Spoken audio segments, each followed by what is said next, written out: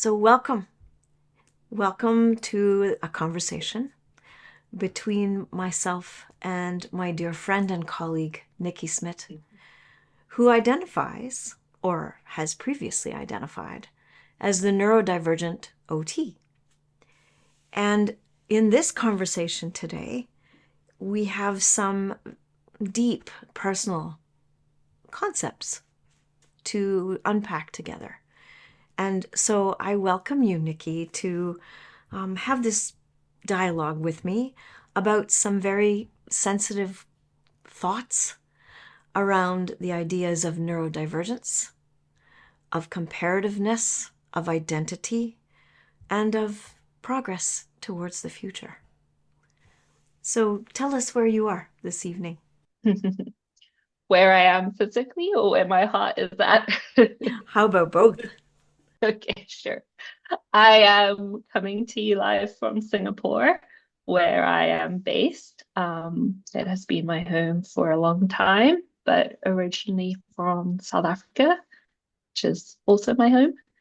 And I'm delighted to be here with you. It is a real privilege to be able to speak with you and reflect and think together about these very complex and nuanced topics, Mm. because I think that's really what I'm feeling is that um, perhaps some stuff has been a little bit uh, oversimplified and we've lost a little bit of the nuance, and I'm ready to I love complexity.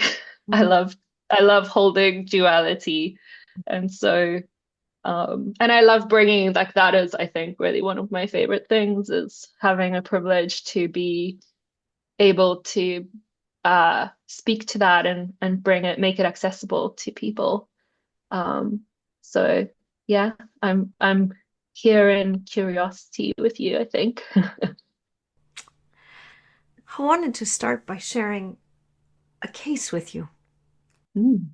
of a young person that I had the privilege of meeting recently, who definitely lives in that complexity, that has me deep in consideration. And I'm mindful as to how I'm going to describe this, because the temptation is to begin by telling you of the 8 labels that accompany this person. That this young person who is in their 20s has 8 diagnoses and experiences a tremendous amount of complex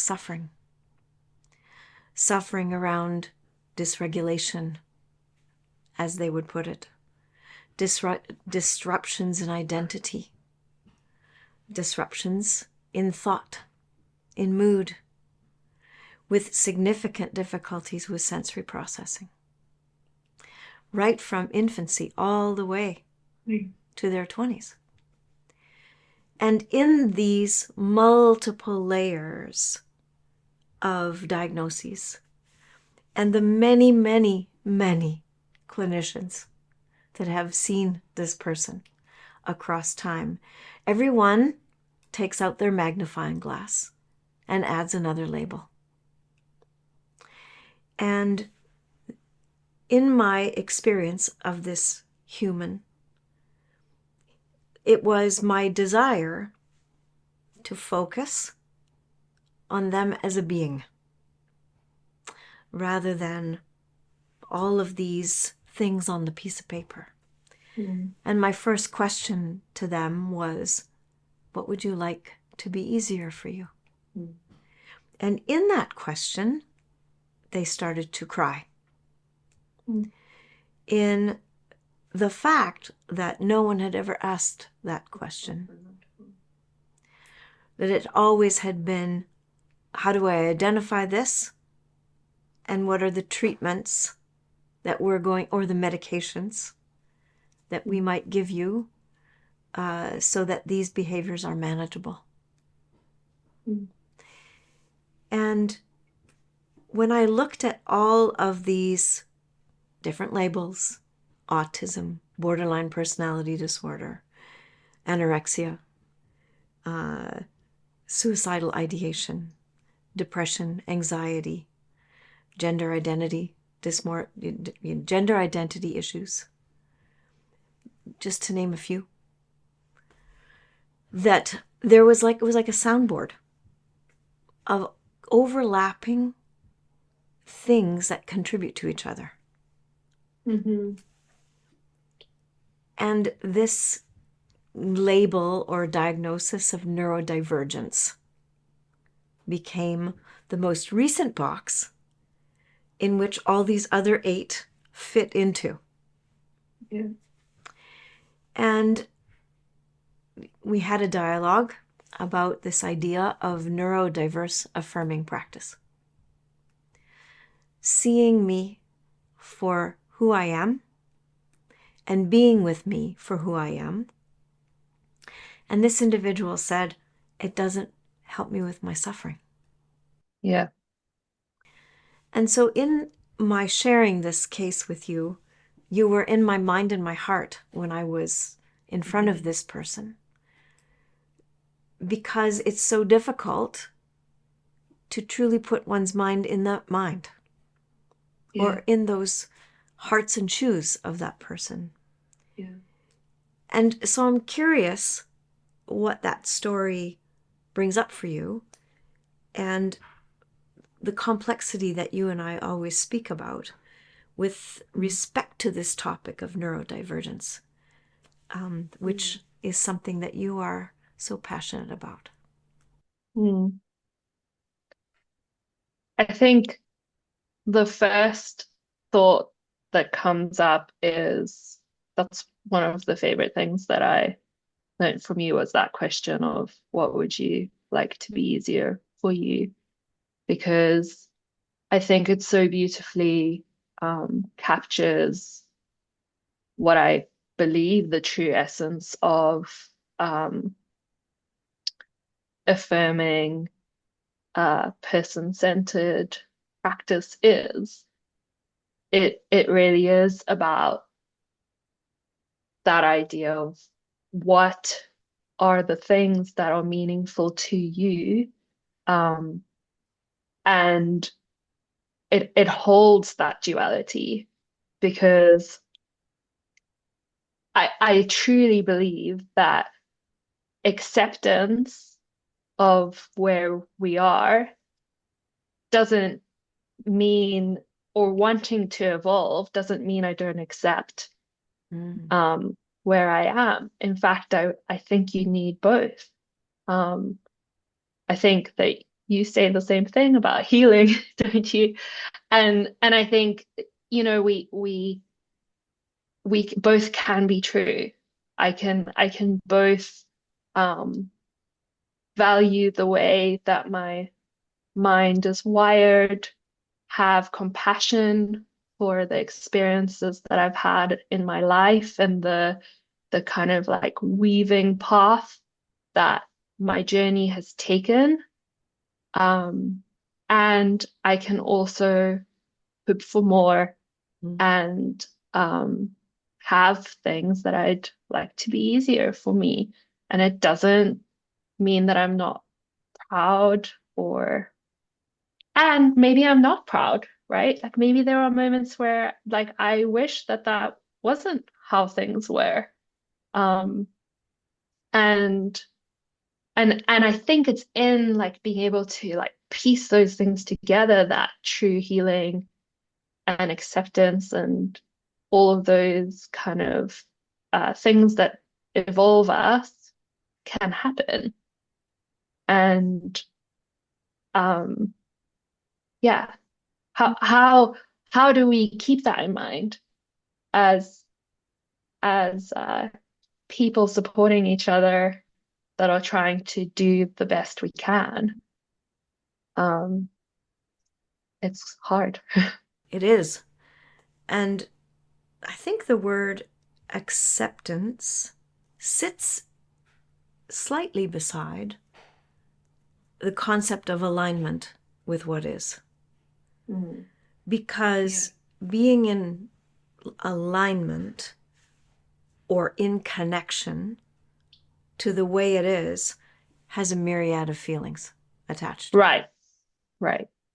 And some of it is not positive. Yeah. And as humans, we have a tendency, I think, to want to move away from those experiences that create so much Uncomfortable. discomfort, right? And that shift away from being in alignment actually keeps it stuck for longer. Right. You know, that when Jill Bolte Taylor and her 90-second rule, if I can just be comfortably uncomfortable in the presence of someone who cares for me for 90 seconds, much of that neurochemistry that lives in me, that creates the sense of discomfort, moves. Mm-hmm. And so that alignment is kind of like, or that state of connection, is the path to being in acceptance. Towards acceptance. Right. There's a journey before that. And it's I also have been thinking about how that journey is like titrated. I don't know if that's the right, Totally. 90 seconds. I mean, I just lost my dad recently, my favorite person, and 90 seconds to sit with that feeling is a long time. Um, and I'm building up to it, and you have to do it again and again and again. Um, And and so compassion is in there, isn't it? yeah, yeah, And sometimes compassion has to come from outside before it comes from inside, mm, in the state of safety and yeah, the presence of those who care for us, yeah, makes that containment, that container, possible to work towards 90 seconds. Hey? absolutely. And recognizing this titration concept. In addition, nervous systems have different senses of processing. And some nervous systems are so overwhelmed at their set point that it's so difficult to even conceptualize the idea that I can connect to what I'm experiencing for very long because of the multiple variables of intensity that are flooding me, that make it so difficult to be in alignment. Yeah. And I think that this is part of the compassionate understanding of others that is what is the neurodiverse affirming practice hope, is that through the desire for curiosity from others, that there may be a journeying with me in my experience rather than a separation and a desire for me to have a different experience than the one that I'm living in. Yeah. Yeah. And also to the extremes of being able to want me to evolve and be better, and then to jump to this is your superpower, Mm. or um, this like belief of like the mystical around it. Um, yes, I can have strengths, and yes, there can be, yeah, how do we balance that? Um, I think yeah. you've got the formula. It's that state of recognition of both the positive identified by myself and the negative at the same time. Mm. And in that idea of often, acceptance from others comes before acceptance of self. Darn it. That usually, I think my experience, and that's not always true, but genuinely speaking, if I have one person, this is what I hear over and over and over and over again from people who experience the process of healing, is that it takes one person, one time, to see that light in you and see you before you see you. That this, has that ripple effect. But you're right. This polarization of it's either something to be fixed or it's your superpower is that split that I actually call bypassing. Okay, say more things. So when you bypass something, you'll either move over in one side or the other. You either Yeah. get stuck all in the hopelessness spiral, or you'll bypass the hopelessness by identifying it as a full strength without challenge. Yes. And do you think that people can like one can almost send you into the other? Of course. Yeah. And the difficulty is recognizing that. Yeah. In my years of working doesn't sound right. Supporting feels better. Individuals with depression and the heaviness of feeling sometimes as the support of nothing is moving. We're still here. This is heavy and it's sucks, like soul sucking sometimes to be in a space of darkness and often feeling as a person, as an ally to this space of hopelessness too. And recognizing in it that there is small shifts. One of my friends during COVID-19 was severely depressed. Didn't get out of bed for 6 months. And I would call him every morning and I'd say, okay, put your feet on the ground, shift your weight to the edge of the bed. Yeah. Now stand up, walk downstairs. Tiny. Yeah, make me a cup of coffee. I'm in a different province, but make me a cup of coffee. And just that little tiny pieces were enough to build some momentum. And that's how change actually happens because we think that it's this like big, loud moment. And of course there's instances of that. But for the most part, it's incremental shifts. It's a change in the response to something. It's the turnaround time. It's it's so nuanced how, and if we don't stop to notice those things, you can miss out on a lot.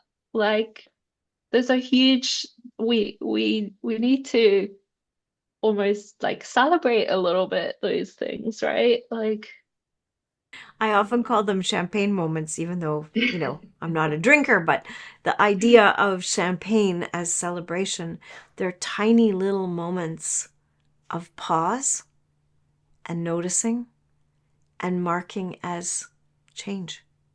Mm. And if we miss them, we may miss the next step to the journey.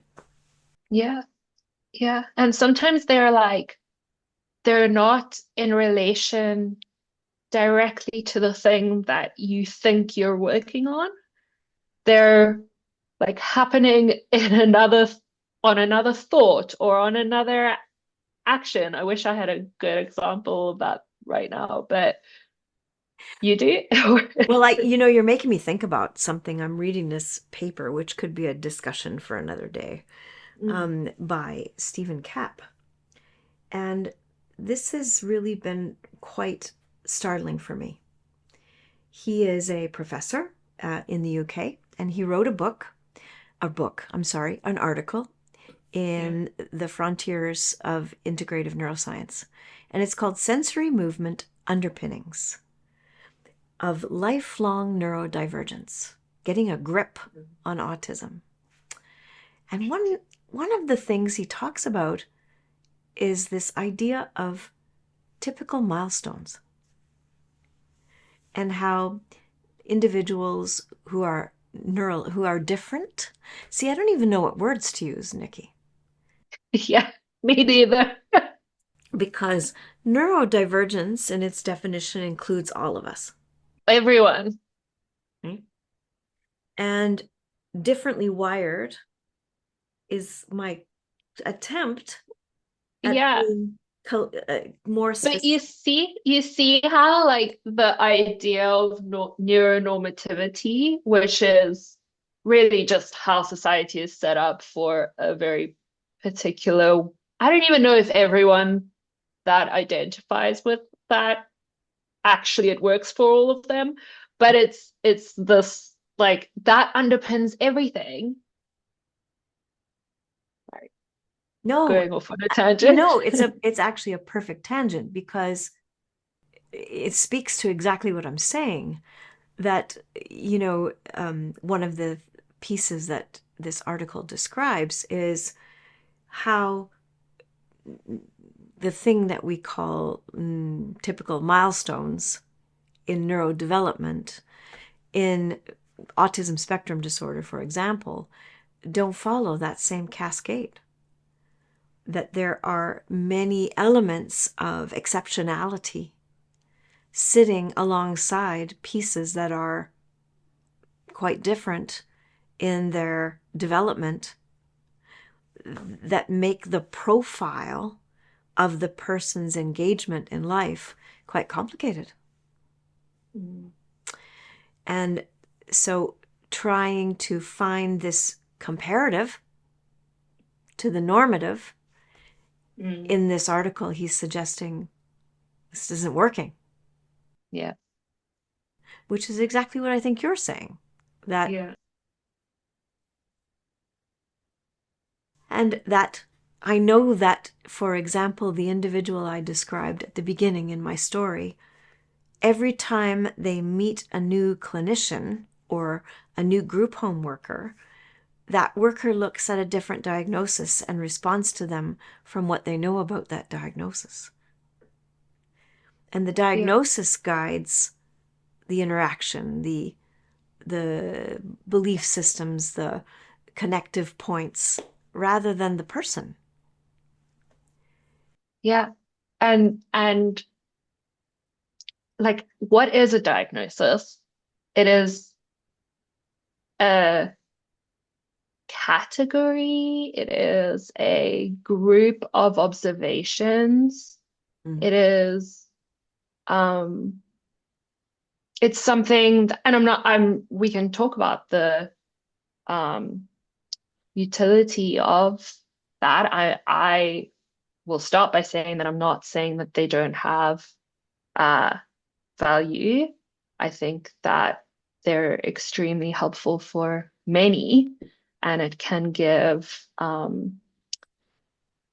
compassion and can release shame, and it can give community. For some, it can give a roadmap sometimes, depending on who's looking at the roadmap, who's creating the roadmap. Um, I but I think it's important to remember that these were created based off, and maybe you can speak more to that, but these like clusters of observations that then we kind of drew a line around. And yeah, I yeah. Well, one of the look at the sigh. One of the interesting dilemmas is research. Yes. Okay, so as a researcher, for example, on July 9th, 2025, the University of Pennsylvania professors came up with 4 new categories of autism spectrum disorder. There we go. And it's like different way of thinking. And I'm bringing this up not to dive into what they are at this moment, okay, but to say that a lot of this thinking came about because of the genetic identifications of clusters, Interesting. of groups that fit into certain parameters. And who knows, maybe in 10 years, those 4 groups will have 4 different names altogether. There'll be the XP35G group. Like, who knows? Yeah. But it depends on what glasses we're putting on. Yes. As to how we're thinking about taxonomies, is what we call them. Yeah. And the same with sensory. For example, I bless my colleague Roseanne Schaff and her colleagues, Jason Hay, who have identified that the way we look at sensory processing is needing help. That there's neural excitability, there's affective defensiveness, there's behavioral responsivity, there's physiological reactivity. It all doesn't fit in one nice little box. Well, I feel like we've been saying this for a while. Right? And that the way that we've identified seeking and avoiding and blah, blah, these taxonomies that we try to identify are partly for the purpose of legitimizing what we think we're seeing. And the more we understand from science, and again, I'm very sensitive to the idea that nothing about us without us, that this relevance of what we see in brains, in neurochemicals and physiology and immune systems and endocrine systems, in behavior and emotions, is unique. And there are similarities in groups. Right. And of course, the search is to try to discover ways to help. Yes. At the end of the day, that is the foundation. That's the hope. And I'm so reminded of masking. And masking as a mismatch between behavioral reactivity and physiological reactivity. That what I see on the outside and what's happening on the inside are not jiving. Well, one of my wonderful support team members is an osteo who I love deeply, and he says every time I come into that room, he says, what I see walking into this room is not ever what is actually happening when I put my hands on you. And so I think, and we've seen that in treatment when we kind of can measure physiological signs in clients, and that has like blown my mind when what I think is happening with a client in my interaction with them, and I'm like tapped in, tuned in, present, and I feel like I am like tuning into it, and it's different what the measures say, right? Totally. And it's humbling. It's so humbling. It's so humbling. And it makes me excited as well because okay, like there's more to it than what I was taught and I feel that in me. Like I feel that there's more that we need to learn and understand, and it doesn't always line up. And so it's helpful that things are starting to show that yes, there actually is more to it. Mm. And, of course, when I talk about technology, I recently did my, regulation matters course online, and I reserved a little section for biometrics Right. because it's important.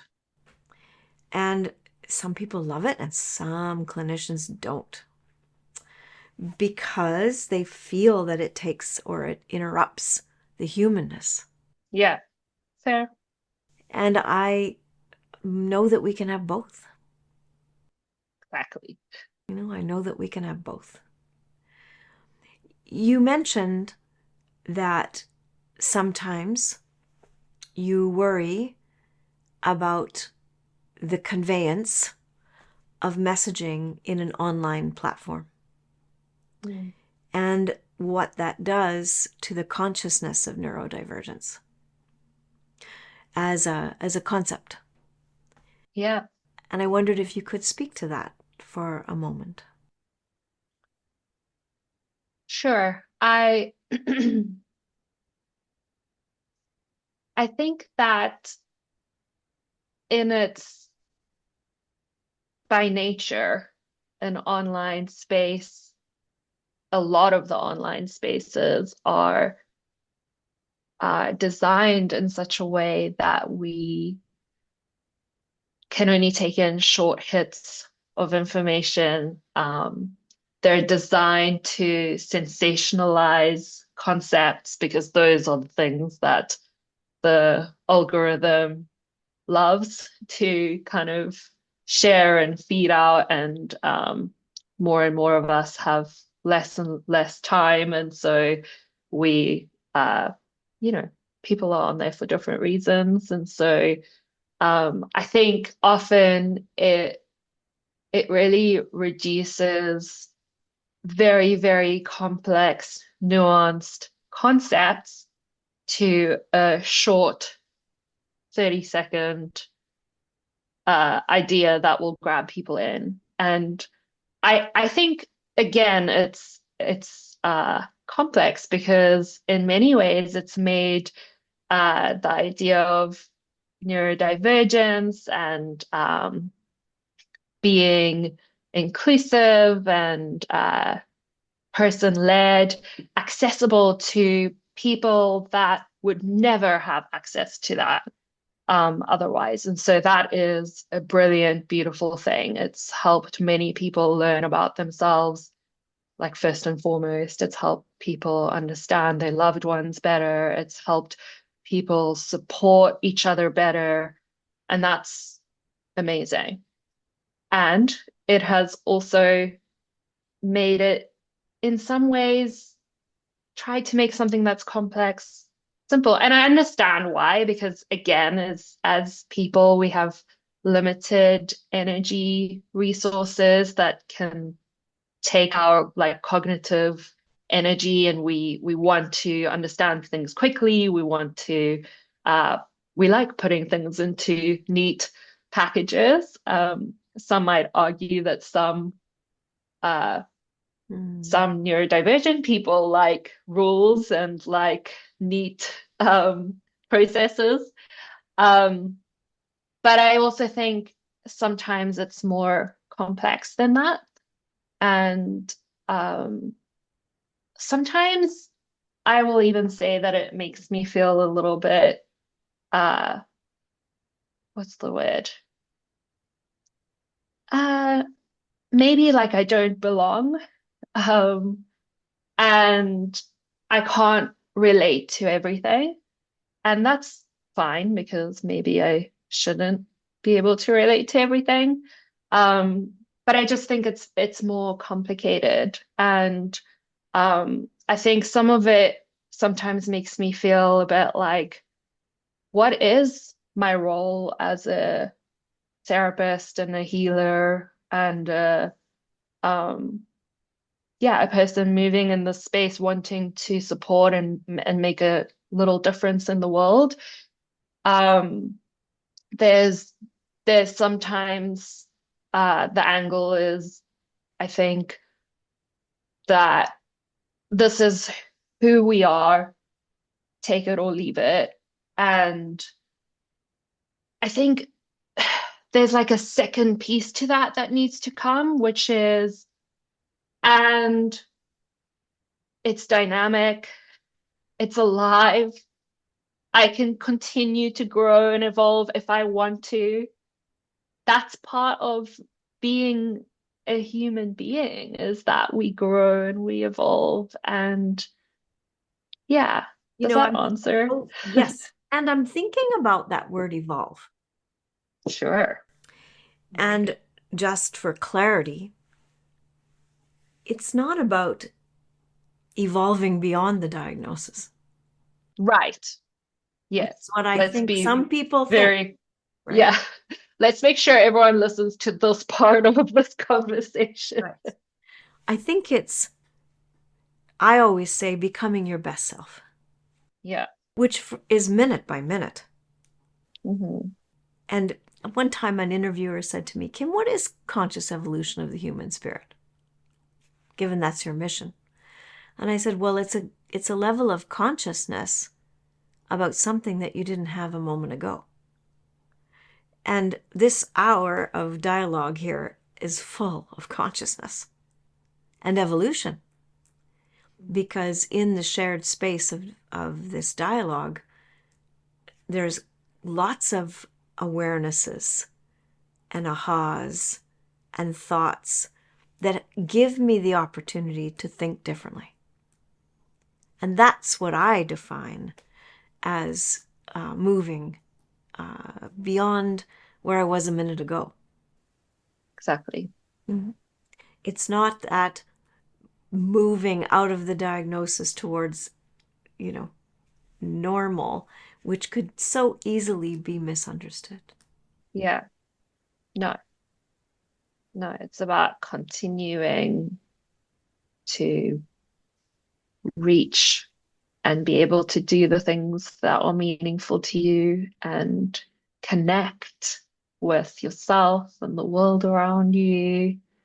And yeah, Even if that means I'm thinking about one of my beautiful clients staring at the rainbows of light in the puddles after the rain.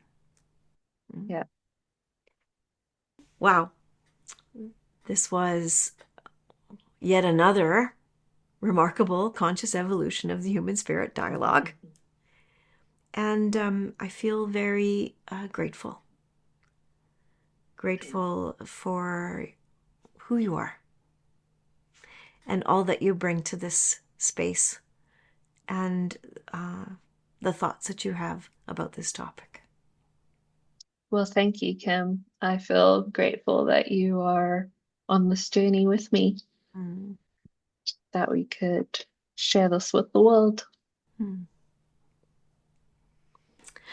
Well, stay tuned for another incredible, curious dialogue in the future. Yep, we will stay in conversation. All right. Thank you. Thank you.